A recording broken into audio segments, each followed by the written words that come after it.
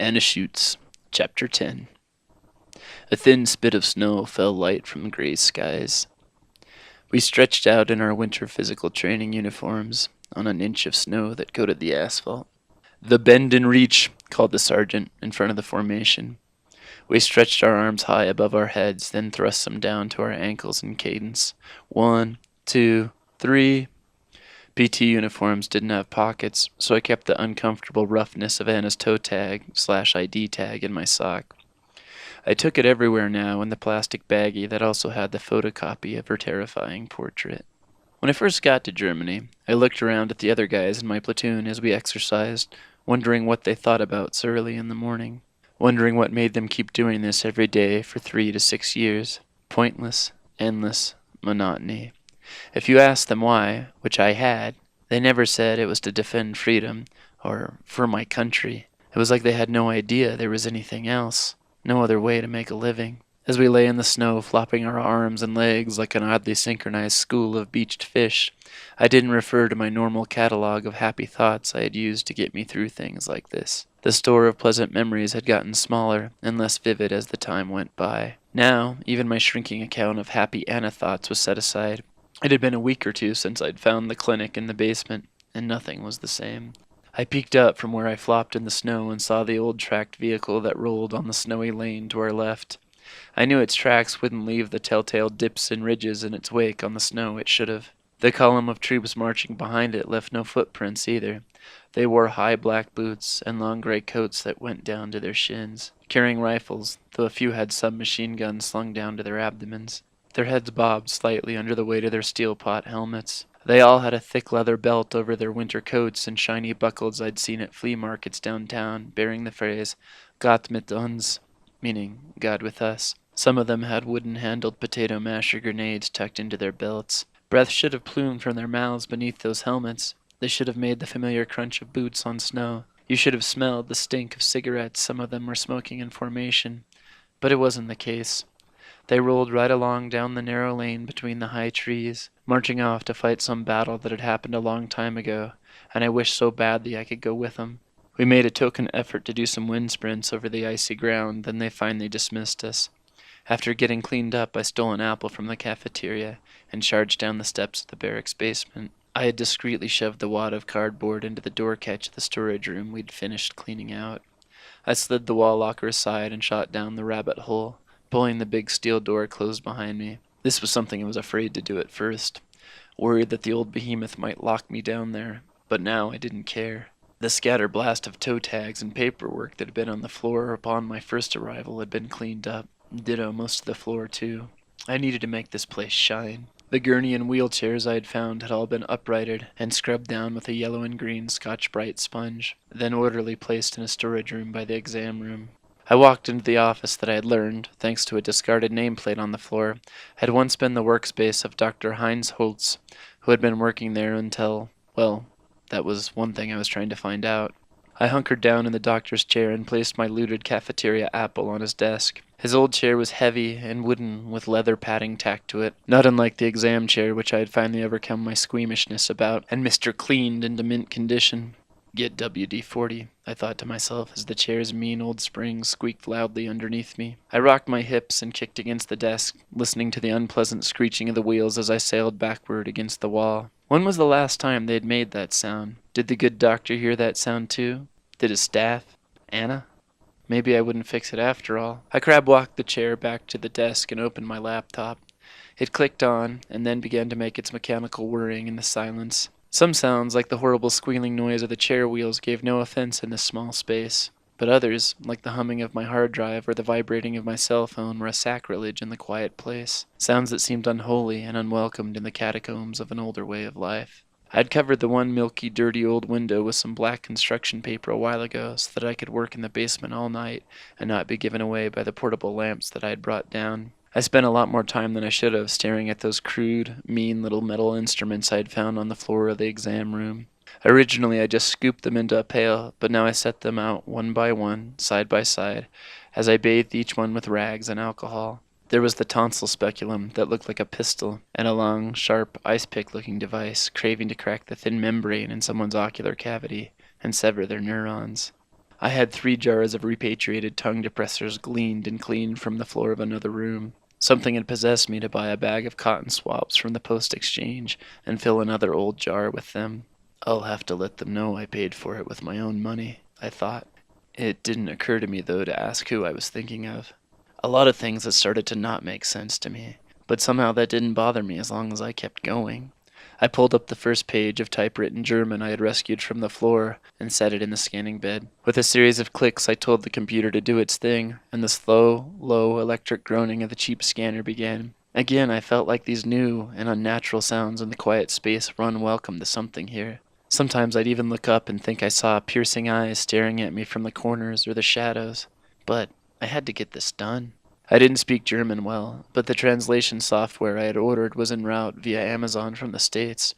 Then I could finally read what all of these documents I kept finding on the floor were saying. That was how it started. Snoop through the documents and ledgers for a scrap of Anna's life, a way to know a little more about her. However, as my time in the basement continued, I kept getting sidetracked. The office was looking better and better each day as the files and the detritus of loose papers I had found were now either in neat piles or all going inside an old cardboard, already scanned box I had in the corner.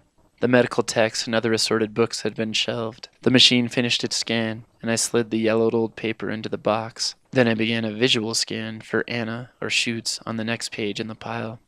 I loved looking at the old documents with their eagle standing proud, firmly clutching the swastika on the letterhead. At first, seeing such a stark and well-preserved piece of the past frightened me. A Nazi had held the same document up to the same light, sitting in the same chair, perhaps lifting his spectacles to check for typos. The freaky letterhead was like a tack-sharp reminder of a history that couldn't be whited out entirely. I couldn't help but feel that the indecipherable words reeked of purpose and an intent that our army had lost, an exactness and precision we would never see. As the scanner started a fresh page, I set a beaker on the old hot plate that still worked and began to heat up some coffee. I never drank coffee before, and now I couldn't get enough. I stared at the framed photos I had found. One was of a pretty woman with big hair and lots of makeup standing by an ancient Mercedes. A huge St. Bernard sat on its haunches at her heels. I checked the photo several times for names or dates on the back, which it didn't have. I had to wonder, though, if this photo found on the floor of the old doc's office was his wife. It made an odd juxtaposition. The man who, according to Springsteen's dreams, might have done some very heinous things down here, also had an attractive wife at home and a lovable dog. Things that normal people had. I'd put the photo on his desk where I could stare at it while I worked as I imagined he had done. She really was pretty. Another photo I found showed what looked like a medical staff, flanked by perhaps regular soldiers, all standing outside of the barracks wearing their finest suits and uniforms. Mostly they were men, but some women too.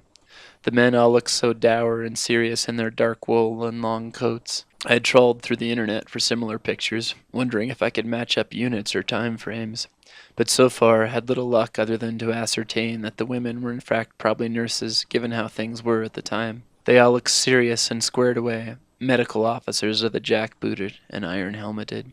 Ready. I took a long sip of the very black, very pungent coffee and slid another page into the scanner.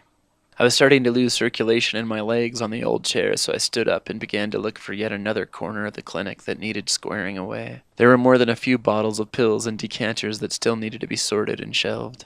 I strolled to the end of the hall and grabbed at the end of a canvas tarpaulin. I'd gotten used to handling dusty rags and garbage used for who knew what. It didn't bother me anymore. I started to wind it into a bundle for disposal when I saw something that surprised me. The long white belt that was threaded through its loops. A vague recognition oozed through my mind. A bathrobe? I stopped and held it up in the dim light. I found the collar and turned it to face me. Even as I did, my heart leapt with anticipation. Dr. Holt's was embroidered on the left breast. I held the dusty old garment out from me by the shoulders. The embroidery was so crisp. Had she done it? The woman with the dog and Mercedes?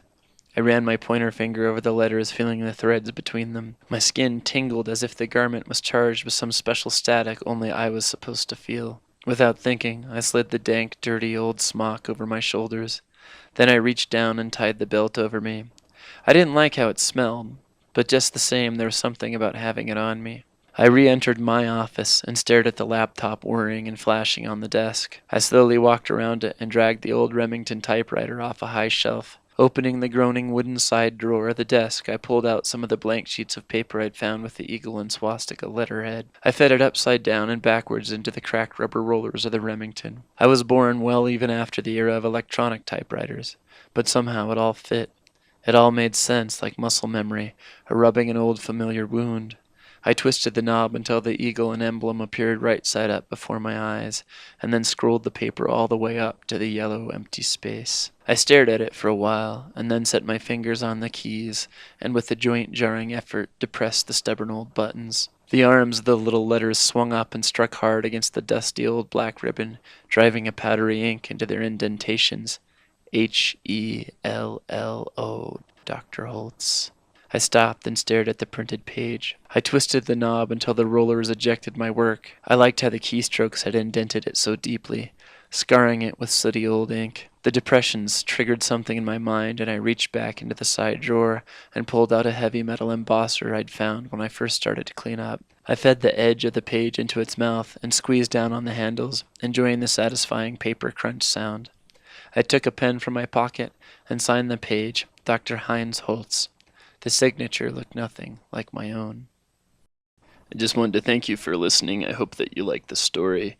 Right now, this podcast is available on YouTube. It's available on Podbean, Stitcher, and iTunes. So if you're not already listening to the story in your preferred format, please look at the links below and find what you need.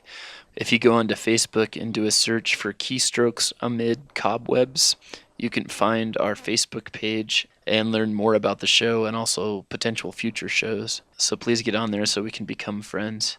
And finally, I'm really looking for feedback. Do you like the story? Do you hate it? What are some things you enjoyed or things you would change? If you can, please give me an email at keystrokesamidthecobwebs@gmail.com. I'd love to hear what you have to say. Thank you.